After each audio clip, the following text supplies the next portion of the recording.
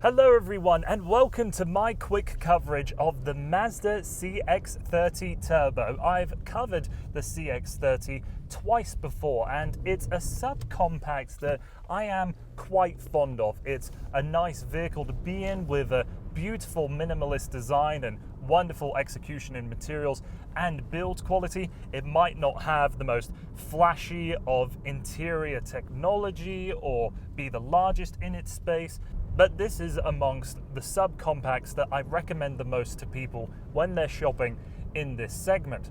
And with the turbo motor, it's the same thing that we're seeing in pretty much every other Mazda these days. It's a 2.5 litre turbocharged 4-cylinder engine that on regular fuel creates 227 horsepower and 310 pound-feet of torque, but then Mazda gives you a premium fuel power rating with 250 horsepower and 320 pound-feet of torque.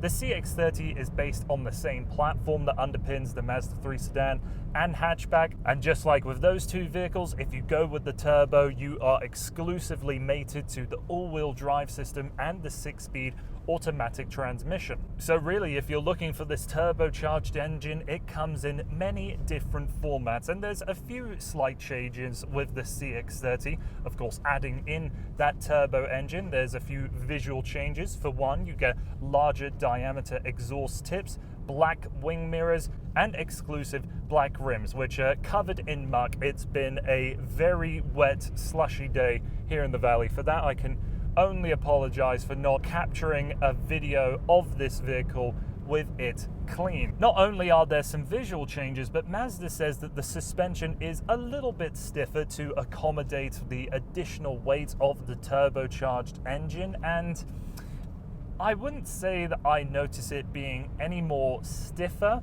than the normal CX-30s. Those cars I do think ride on the firmer side to give a little more of a driving character. But I will say that I think the steering effort and the brake effort is much higher here in the turbo than I've ever experienced before with any of the other CX-30s, or maybe even the Mazda 3s as well. The steering has the kind of weight to it that you want two hands on the wheel when you're going down the highway. Of course, if you use just one hand, you're going to have no issues negotiating turns with the CX-30, but I like that you have to put a little more strength, a little more input to get the same results. On a on-ramp, if it's a tight circle, you can really feel the power being shifted and the car remaining flat as you use your triceps a little bit just to have a little more confidence in the steering. I really like that, and like I said, the brake feel, same sort of story. I think it requires just a little bit more precision than the normal CX-30s,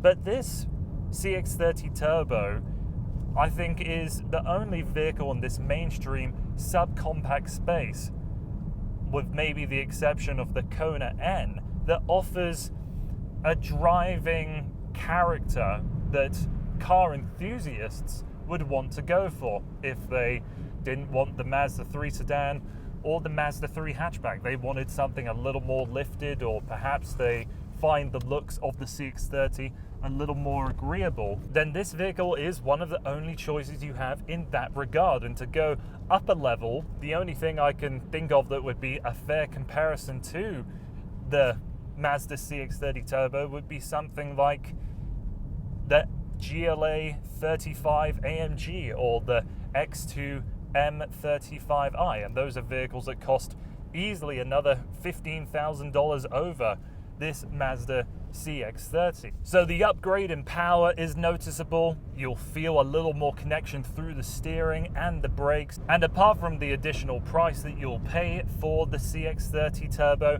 and a little bit of a dent in fuel economy, I think this is just as brilliant of a vehicle as it's always been. If those particular details don't speak to you, they're not a valuable enough point in your purchasing decisions, but you are still keen on a CX-30, I'd say stick with that. It's a very pleasant subcompact, but this turbo, I think, is the subcompact for driving enthusiasts. So that's everything I have to say in this quick overview with the turbo model of the CX-30. Thank you very much for taking the time to watching this video, and please don't forget to check out my previous installments with this CX-30, so you can get a little more well-rounded of my opinion towards this vehicle. So thanks again. Hope to see you again on the channel soon.